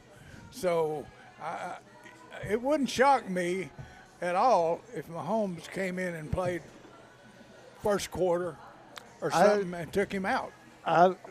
If it was a different matchup, maybe, but I just see Mahomes and Joe Cool wanting to go head-to-head on this. They just want to sling it out and see who's better. Well, because there's a lot of is it cocky if you're in the AFC Championship, but cocky from Cincinnati. I mean, you don't call it Burrowhead Stadium and not expect a response. I think it's being quiet for a reason, though. I think Andy Reid said he's going to start the game. Now, he didn't say he was going to play the whole game or how much he was going to play. He said he's going to start the game, and we'll go from there. But I know a sprained ankle is something that you can't tape it enough, right, to make it not hurt. Right. Well, we'll see what happens, and we'll see who goes to the Super Bowl, and that's all going to be taken care of tomorrow. For Cincinnati fans, for them, it's great to see the Bengals in there because they got to weather the Cincinnati Reds every year. They've had all kinds of trouble in baseball, so that's good from their end of it, and so we'll see how it plays out. Let's talk a little bit about Josh Heupel. UT threw some money out last week over on the Hill. Josh Heupel, they upped his salary to $9 million a year. Marcus, they almost doubled it. I think he was, making four something. And I'm just sitting here thinking the first year he went 7-6. This year he went 11-2, and he had an Orange Bowl win over Clemson that helped in that negotiation, I'm sure, on that raise. But if you're sitting there thinking, well, let's see what we did. We went overtime against Pittsburgh. The Vols beat Alabama by 3 on a last second field goal there. They beat Florida by 5, I think 39-34. They did beat LSU handily, but you take about 3 games right there, worth about $5 million really. That if you lose those games, you're probably not looking at that kind of increase. In terms of what they're paying other coaches in the league, he's up to where they're playing like a Lane Kiffin right now at Ole Miss. I'm not saying that it's not fair with what's going on in the league, what's the par in the league, what they're paying coaches in the league, what the mentality is. But from the layman terms, from my end of it, and a lot of people, that's a lot of money to give somebody for 1 year's performance. When you didn't double even win the somebody's conference. You didn't win the conference. You didn't go to the playoffs. Well, and No. you know, $9 million. This has been, I think, one of the Gannett columns started this little thread, but $9 million doesn't buy you what it used to in the coaching circles for college football. I know. That was like a top. I mean, 3 years ago, that was the top of echelon. That was a Nick Saban pay area. Now, that just gets him in the top 5 in the conference. Yeah, In the conference, that gets him in the top 5. Yes, so, but look at your conference. You know, he's 5th. In 1 year, he's 5th. I mean, we're not talking about he's been there 3 or 4 years, but he's had one. He had a 7-6, and everybody said, "Well, he didn't have anything," but he had something to work with, or he wouldn't have been 7-6. He put something together there, and accolades to him for doing that. And then this year, everything just fell into place, and he. Oh, his he had- quarterback. Oh, I tell you what, you he couldn't had have the best you quarterback. couldn't have had things fall in place better. You beat Alabama, you beat Florida, you beat Clemson in the Orange Bowl. You're right there to playoff contention. But the 4 guys in front of you, Nick Saban, multiple national championships. He's going to major dollar. Kirby Smart, well, you got to put him in multiple national championships. You know, he's won back. Jimbo Fisher, he won a national championship at Florida State before he came to Texas A&M. Brian Kelly, LSU, hasn't won a national championship, but he's played in 2 at Notre Dame, and he proved himself up there for years and years, winning, 70% plus and of his they're games. picking him to win next Yeah, year. and But more importantly is who's behind him. But what I'm saying, these guys have worked to get up to that. That experience has got them to the level that they're at right now. Josh Heupel's a 2-year guy here. But look who's behind, like that next tier down. If you don't take him to 9, if you're putting him at the 7-5 range, then you're paying him less than or on par with Kentucky and South Carolina. Yeah. I mean, that's the arms race in the Southeastern I Conference. guess. Is if you're going to recognize a coach, that pay level is so much Who- higher than Who's it the should coach be. over there that we owed so much money? Oh, Butch Jones? No. The last coach. That Yeah, we didn't have to pay him. I know, but he had if he hadn't have messed up, he was Jeremy Pruitt. We didn't have, we didn't have to pay him. I know we saved didn't money pay on him because he broke. But I'm saying, how much was he owed? Yeah. Less than this is going to be, I believe. Oh, I think it was probably in that $20 million range over 5 years or something like that. But what that's what I'm saying. What $10 million. What I'm arguing here a little bit is with Nick Saban, Kirby Smart, Jimbo Fisher, and I know Fisher had a down year this year, but don't look for them to be down next year. A lot of people think they're going to be a real turnaround there with A&M next year. And Brian Kelly, these are guys that's all proven themselves right here. Right. With a guy like Josh Heupel, you got a year, and compared to where we were, it looks like we're on cloud 9 and we're rolling along. But compared to those 4 guys and their experience, are Tennessee pretty much offering this on hope and expectations more than what he's actually done here so far? Well, I mean, he's like you said, he's on par with Lane Kiffin. What has Kiffin done? Well, at least Heupel hasn't been in front of the NCAA on multiple occasions. That's exactly what I'm saying. He's on par with Kiffin, and Kiffin, he lost 4 straight games at the end of the year, so. That's what I'm saying. And look at Texas. Look at Jimbo Fisher. They're the money they're paying him. And It's the money and look that's where they're at. It's the money that's in the conference right now, and it goes into that whole other discussion how the NIL impacts it and all this sort of thing. But in reality, when you're doing well and you have the fan base excited and they're spending money and they're giving money and the university's got income coming in, what else are they going to spend it on? They can't spend it on the athletes even with NIL. Yeah. So they're going to have to reward the coach because well, they're locked into the end of the decade. They're locked into him to the end of the decade, pretty much. So that being said, next year, we've looked at their schedule. I don't think their schedule is all that difficult, but they've got Florida, Alabama, and Georgia. They still got the big 3. They got. They play LSU, and they got Texas A&M up here. They don't play LSU.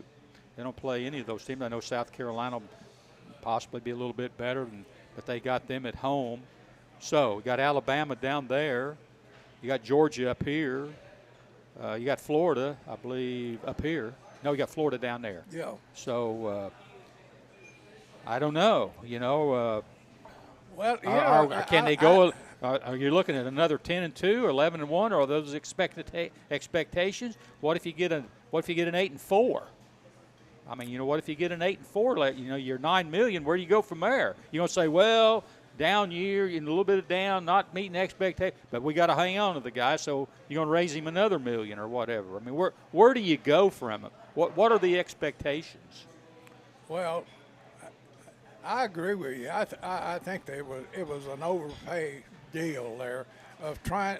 I think they're so afraid that Heupel was going to go, if Oklahoma has another bad year, that he's going to go back to Oklahoma because that's where he played. Yeah. But I don't think. Okay, he didn't recruit the quarterback last year that we had. What was his name of the guy that was in the Heisman and all? The quarterback. Yeah. The UT. He didn't recruit him. The guy transferred here to the coach ahead of him. Pruitt recruited both of them, and they came in the transfer portal in that offseason. Yeah, but I'm just saying Heupel didn't have anything to do with him coming here. And so to me, our recruiting. He's got a test year coming up because you're going to be replacing the starting quarterback. You've got to fix the defense if you're really going to contend. Yeah. And it's going to be your players at this point. Now, a lot of them are their players because so many guys left when Pruitt left. But I mean, it's a test year, so if this was the normal as we expected in coaching, then this is premature. This is a lot of hype. This is precautionary. This is Tennessee overreacting. But at the same time, that's the way it is now. I mean, if you're going to contend, if you're going to pay up front, and that's how you. I mean, that's just the culture of the. Well, he's got some pretty good incentives. He's getting $100,000 for making a bowl game. I mean, he can go down here to the Music City Bowl, the Potato Bowl, or the Sugar Cane Bowl, or whatever. $100,000 just to get into a bowl game. $50,000 if he finishes in the top 25. I think that's $150,000 based on their schedule next year. I'll be disappointed if that doesn't happen. And then top 10, another $100,000 and $150,000 if they finish in the top 5, and then additional money for playing in an SEC championship game, Coach of the Year, and then reaching academic rates. I'd like to see that. I'd like to see what criteria it is for reaching academic rates. But anyway, that's where we're at with him. And I'm not criticizing what they're paying him. I think that's Marcus is the norm. I mean, that's what's expected, and if you're going to compete, that's what you got to do. But from the common guy on the street, that's working 9 to 5, that's a lot of money for 1 year's work. Well, if you're working 24/7, that's a lot of money. I mean, it doesn't matter. About 9 to 5. It's But to me, it's. I think they jumped the gun with that. Really. I mean, if he'd won the conference, I'd have said But well, I tell you what, we talked about this on the show, Coach Ralph. If he hadn't have won the Orange Bowl, he wouldn't have won anything. No. He wouldn't have won anything the entire year. He would just say, well, we beat Alabama, we beat Florida. We had a good year, and we finished such and such. But you didn't win any championships. You didn't win a bowl game. You didn't win anything. So that bowl game kind of saved him a little bit by playing real well and beating Clemson. Kind of saved the year a little bit. I know people said, well, it wasn't a big deal. It wasn't a big deal until they won. Well, then when they won, it was a big deal. Well, if they lost, people were saying, well, we didn't have all of our players and so forth and so on. I thought what took all the glamour off of that was South Carolina beating Clemson. Yeah.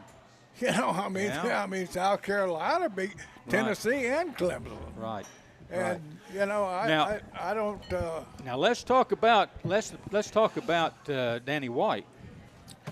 Now we talk about they're going to pay him $2.2 million, and look what he's done. Look what he inherited when he came in here, Marcus, and look at what he's done with football and basketball and baseball. Well, just the total program. I think they won the all-sports program Well, deal last year. He didn't bring the basketball coach here. Well, no, he didn't. But he's sitting there making some calls with that program. He's got some says in that program, what they do. But as an athletic director, he's done a great job, in my opinion. I mean, he knows the job. He's done what he's supposed to do. Well, he's got all the sport. What I like about it is he's got all the sports going. It's sort of like the days when we were over there, Coach Trail, back in the latter 60s. That's going way back, early 70s, when UT had strong coaching and excellent programs in all, swimming, wrestling, and track and field, basketball. I think he's I mean, it was just, we were at the top. Yep. And he's got that program back up there. I think he's made some good decisions in the non-revenue sports, specifically with swimming and track and cross country. But the road to success is always paved in your big major sports, and he's done well with all of those. We just talked about there's an iffy with this kind of a raise for the football, but it's very easy to screw up basketball, and he hasn't done that. He's let the good things go. He might have to make a call in a year or two on the women's side, but who knows? But he's got baseball. He's supporting baseball and letting it catch up where it needs to be to compete, and supporting it. He's doing the same thing with softball and with soccer. That he's giving them the opportunities to be competitive and not getting in their way. We've had some administrations that were more interested in sacrificing those off-tier sports to whatever they needed for the majors. Like if they needed this equipment or whatever, it was going over to the football stadium. They weren't going to have that gator cart going over to the softball field or whatever. Yeah. That's not the way things are being run right now. Well, they're going to pay him $2.2 million, Coach Trail. Yeah. Are they paying him enough money? I mean, he's doing outstanding job over there. And where they're at right now, what's his criteria? I mean, where does he go? Where does he go from here to up his game? I mean, as far as being an athletic director. Well, he's got some good assistants under him, and I know being over there and when we had what you were saying, our track team was top number one, Chuck Rowe, which we're not now. And the swimming team was number one, which we're not now. Yeah. And, we've been up there to the top in all those sports. And baseball, we were everything. Basketball, football, you name it. Now, we didn't have the girls' sports like they have now. Right. We didn't have all those. There's more involved now than right. back then. But the thing is, what championship have we won in the last 3 or 4 years? Have we won any? Well, basketball's won some SEC championships, yeah. Coach Barnes has won a couple over there. Baseball folded up. Yeah, they got. It was it was sort of like football. They got disappointed by getting beat by Notre Dame when they thought they could go on, and football got beat by South Carolina when they thought they could go on. So, but they were there. They were close. Whereas in years past, we weren't even. Oh no, we weren't even close. We were battling to make the SEC tournament not too long ago in baseball. Exactly. But the success for an SEC administrator, for an athletic director, you're in a premier conference, you've got premier dollars coming in. But in this arms race that's been created and been running for the better part of 20 years now, is there's a new tier involved, and that's not the new shiny thing. It's maintaining what you've got and doing it in a way where you're not disturbing the sport and disturbing the fans and not making a big deal about it, but getting it done, because you've got to go back into these stadiums and do the maintenance and do the kind of repairs that have to be done after a building's been up for 20 years. Yeah. You've got to do that with these training facilities. You've got to do that with these baseball stadiums. There's a lot of that has to, if you can do that in the background with the money without putting yourself in the hole, then you're a success in the SEC. Yeah, Coach, you've mentioned championships, and you know as well as I do, championships are tough. They're really tough to win, buddy. And people would go back and look and see how many football championships they won here. Yeah. and SEC championships and other and same in basketball. I'm telling you, in all the years that the games have been played at this university or any other university for the most part, those are special years. I mean, they're just not that many. I think in basketball, what they had maybe 12 or 13 of them in basketball. Yeah. You know, and you think of all the years they've been playing basketball. Of course, Kentucky dominated for years, but they may get another one this year. But by golly, people wearing those rings it's not like a ring you get to go to the Music City Bowl or something. Those championship rings, they're few and far between on people's fingers. It's hard to win those, and now I don't know. A lot of times you think, well, success is measured by what, not necessarily by championship, but what you do during the year. And that's where we've kind of gotten to a certain extent here at Tennessee. It's not measured in championship, so to speak. It's what kind of year you've had. Now, it may be back to that championship level where you start getting those championships. Baseball won a championship last year in Southeastern Conference and a tournament. They won both in the same year, which was a great accomplishment. But, you know, that hasn't been the norm through the years. Okay, Marcus is over here telling me I got to cut off, so we'll change. But congratulations to Josh Heupel, and hopefully that program will continue to grow and go on, and also to Danny White for their raises over there, and hopefully the contributions to White's brother coaches at where? Down at Georgia. Down at Georgia, he got the $2.2 million, and we spanked him by about 40. Danny bought him supper, you know, after the game. Said, here, you know, I'll make you feel better. I got my $2.2 million today. I'll buy you a hamburger down here at Hardee's or whatever. Yeah. Hey, it's time for a break, and when we return, the panel presents the Shelter Insurance Bowl Predictions segment. You're listening to the Goatee Sports Page, and now stay tuned for the best in local sports. The Blue Tick Tavern is home to the tastiest pizza in Blount County. Try our signature Broadway barbecue pizza, grilled chicken and red onions covered in mounds of mozzarella. Or sink your teeth into our one-of-a-kind chicken and bacon pizza, made with an olive oil base, grilled chicken, bacon, red onions, and covered in Brussels petals.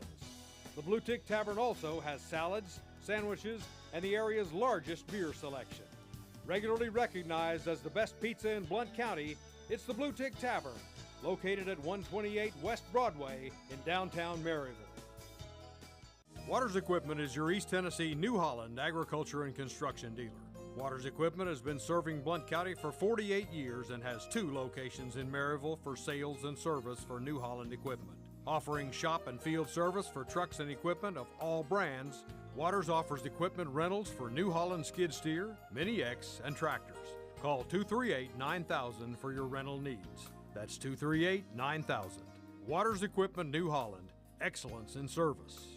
For over 50 years and 3 generations, the people of Blount County have trusted Stevenson Tire with their vehicles and their families. Our mission has always been simple: to provide quality products at reasonable prices with exceptional customer service. Featuring tire products from Michelin, BF Goodrich, Uniroyal, Bridgestone, Firestone, and Yokohama, Stevenson Tire also offers alignment and brake services at affordable prices. Stevenson Tire Company, 2411 East Broadway Avenue in Maryville. Call 983-1621 or online at StevensonTire.net. Your newspaper, that's right. The Daily Times is your newspaper, tailored to where you live, emphasizing the things that affect you and keeping track of the people and players in our community. The award-winning Daily Times can be delivered each morning right to your door or inbox with the latest in local news and sports. For a 30-day free trial offer, call 981-1100 and begin enjoying your life, your times, every day with the Daily Times.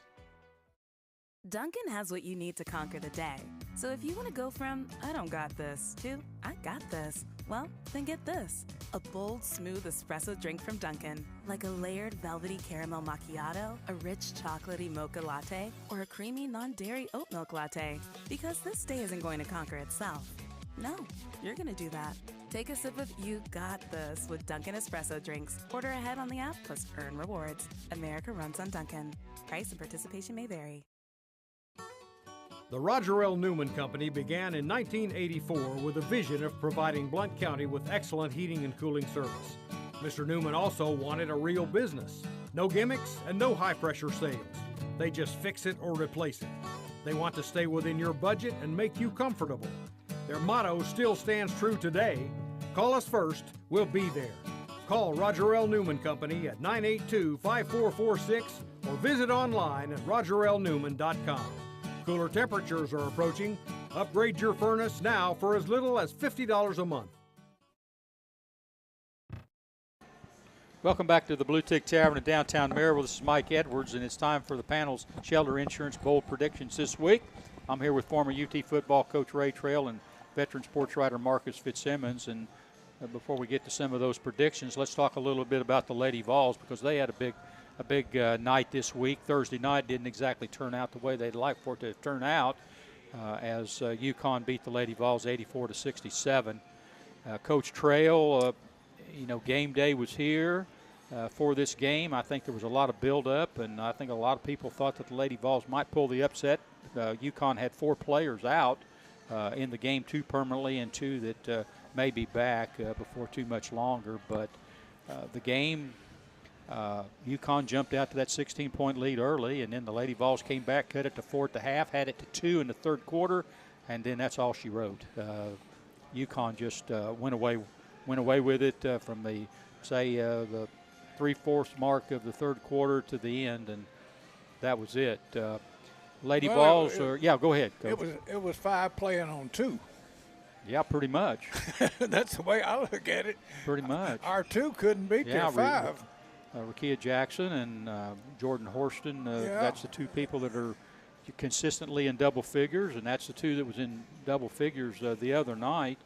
I think Tennessee had one other girl that was in double figures. I've got that down here somewhere, and I'll think of it just a second. But anyhow, Hollingshead had 13 points the other night. But normally it's just Rakia Jackson and Jordan Horston, and that's the way it was the other night pretty much. And they 2 players can't beat 5 when you got 5 players like Connecticut's got out there. I mean, my gosh, they get the pick of the year every year of the top players. Yeah. And we don't have that many top players. Yeah, this team, Marcus, 9 straight wins. I think they had 9 straight wins. We're not ranked in the top 25, even by getting those 9 straight. They're running out of quality opponents to beat this year as far as helping their RPI to get into the brackets in the NCAA tournament. They got LSU, they got South Carolina left. They got LSU Monday night. Those are 2 really tough assignments right there. I don't know. I wouldn't rest my hat on those, but no. But on the flip side, if you win one of those, I said if you win one of those, then you settle a lot of questions. But if you drop both of those, you're gonna have to win your way in. You really are. Yeah. And one thing we didn't mention, but I'll kick in here, is just down the road that makes it worse, MTSU's ranked at number 18. Right. Yeah, there was some discussion about that last week too. One of the things we didn't mention it with the Alcoa boys here, but they've put in a bid to be a host site for the NCAA tournament. If their women were to break in to the top 16 and be a host site, that falls right in the middle of the boys' state basketball championships. Right now, that they hosted MTSU. There's some question whether Tennessee women, Lady Vols, have the best team in the state right now. It doesn't look like they do. Middle Tennessee State being ranked. Of course, you don't know how rankings go. You don't know how they'd be if they went head-to-head. You never know. I just look at when I see teams play, I make my own judgment. I don't care where they are or what they do. But, the thing is, you don't look like you're going to win. You play like you're not going to win. You ain't going to win. Yeah. You got too many negatives with your team. Something that's just been a thorn in the Lady Vols side has been turnovers. And they had 21 turnovers the other night. And that cost them, and the UConn shot 55% from the floor, in the Lady Vols on their home court, 39%.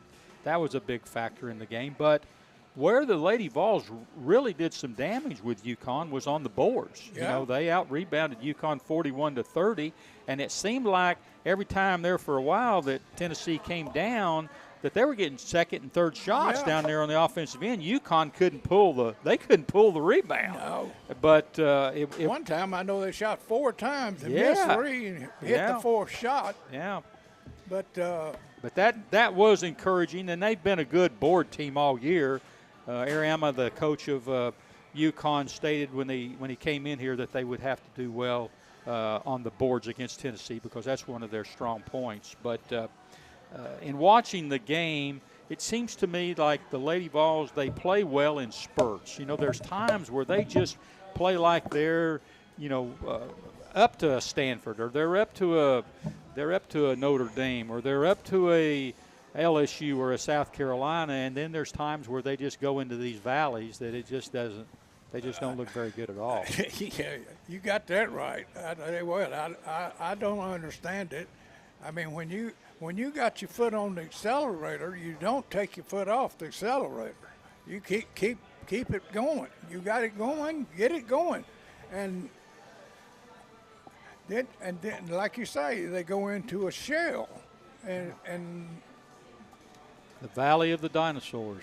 Yeah, Valley of the they Dinosaurs. just really run into a shell, and I can't understand it. Yeah, and we talked a little bit about this, Marcus, before the show started. Is that the leadership? Where's their leader out there? Who's there when things kind of get tough? You know, most teams have a point guard or somebody that just grabs somebody by the jersey and say, "Hey, we got to turn this thing around." Just kind of looks like everything just kind of, if it's going good, it's going good, and if it's going bad, it's going bad. You know, there's nobody there that's showing that leadership. Yeah. I haven't seen that from them, and it's been a while, and I don't know if that is a program problem. I don't recall that being a Summit problem because I remember leaders on those teams, including the current coach being a leader on her team. But, I haven't seen that type of leadership from, and it was usually a point guard, but sometimes it was a strong forward it was, and it may not be a senior. There were some years there was a junior, and, it was a junior that led us for 2 years. But I haven't seen that mark where they were the ones taking control, that you knew was in control of this team and was the one stepping in, the keeping any incidents from happening, the one to calm people down, the one who would look over at the bench and with a look could tell Pat more than anything that could be yelled as to what needed to happen. I don't see any of that. Yeah. But I don't know if that type of player still plays college basketball, really. Yeah. I want to mention that last Sunday they came away, I don't know whether it was a steal or not, but they were down 5 with 1:25 to go out at Missouri. Yeah. And they came back and won that basketball game. So that was a big win for them out there. They've got a tough road to hoe. They got LSU away on Monday. They got to play Ole Miss. Ole Miss has got a pretty good basketball team. They got them at home. Got South Carolina at home. We know about South Carolina. They're number 1 in the country. And you got Arkansas away. That'll be a tough test for them. They got Mississippi State away, and they're pretty decent. So they've got some work to do right there. Yep. They just like the men's team there. I mean, there's not many gimmies right there. No. You're going to have to play your best game.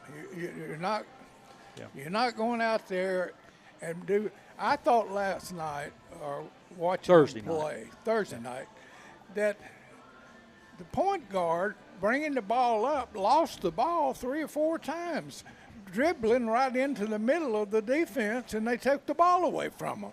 Yeah. And you can't. I mean, to me, that's stupid. Yeah. Pass the ball, hit the open person. That's what you got to do. You can't come down there and think I'm gonna dribble into all 3 of these guys with no place to go. With no place to go. That's. Marcus, I think they've adjusted well after the loss at Tamariki. You got to give them credit for that. That's when the winning streak started, really after the Stanford game.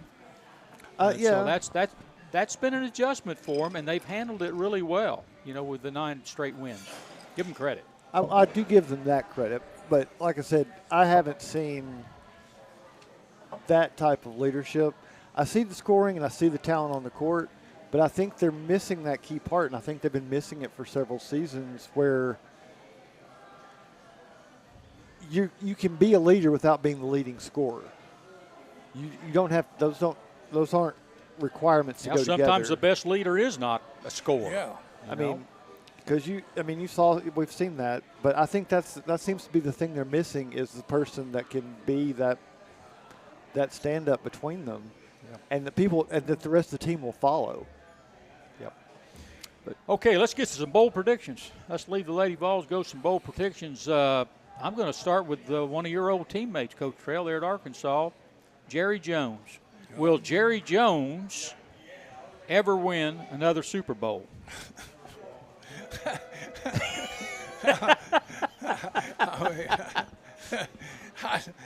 I don't know. Now, I could have said, will he buy another Super Bowl, but I'm going to be not. Will he win? Well, he didn't this year, and he could have. No, I know. He didn't pull the trigger at the trade deadline. He could have brought in a receiver, and he didn't do it. Right. I think until he turns over some of the top spots that he's running, and bring somebody in that can organize and knows the coaches and knows who to bring in. Yeah. And he needs to let somebody else make those decisions. As long as he's making the decisions right along, I think you're going to be scrambling forever. Yeah. Marcus, been a while since they've won a Super Bowl. They 10 won years. Yeah. Jerry's right. Jerry's got to get out of his own way, and let the people he selected win or lose a Super Bowl and make a call. But the continual meddling, we're beyond that in the NFL. Yep. All right. Will the SEC win the Big 12 Challenge today? Absolutely Marcus? not. Absolutely not. That's pretty forceful. Huh? No. No. I don't think so either. We might win 2-3 games, but that'd be about it. Yeah. So you're saying we're going to look forward to the ACC next year, ACC? Yeah. I'll say that Big Orange Country is not going to care about the other 11 games. They may look in on Kentucky and Kansas. Right. They'll look at Alabama if Oklahoma were to pull the upset, but they're not going to care about the rest of it. They just want to beat Texas today. And if they do that, Big Orange Company's happy. Exactly. And you know what? It's another made-for ESPN moment because we've got Orange on Orange and UT versus UT and, Coach's former team and all that for the second year in a row. I didn't think we were supposed to do that. Yeah. All right. Will the Lady Vols ever beat UConn again in basketball, Marcus? Yes. Gino's got a lifespan just like everybody else. Got what?